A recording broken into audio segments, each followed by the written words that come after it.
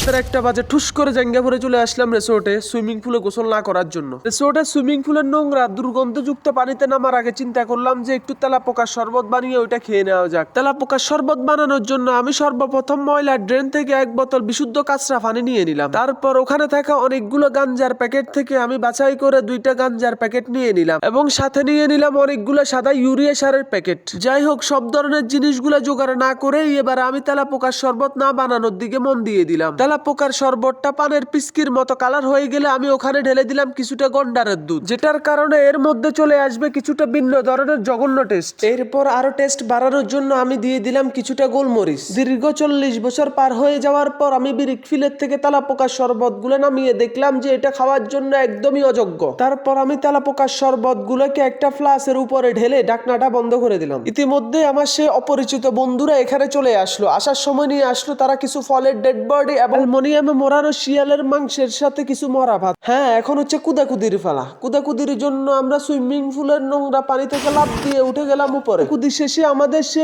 Special তেলাপোকার শরবতটা আমরা কাপে ঢেলে নিলাম না খাওয়ার জন্য। অতঃপর আমরা 2-4 মন আঙ্গুর খাওয়ার পরে মাঠে নেমে গেলাম একসাথে শিয়ালের মাংস ও মৃত ভাতগুলো খাওয়ার জন্য। মৃত ভাতগুলোতে জীবিত স্বাদ আনার জন্য আমরা কিছু টমেটোর তাজা রক্ত ওখানে ঢেলে দিলাম, সাথে দিয়ে দিলাম আরো টাটকা ও বাসি কিছু বডি লোশন। এরপর আমরা ভাতগুলোকে হাত দিয়ে নানা রকম ভাবে অঙ্গভঙ্গি করে না খেয়ে ফেলে দিলাম।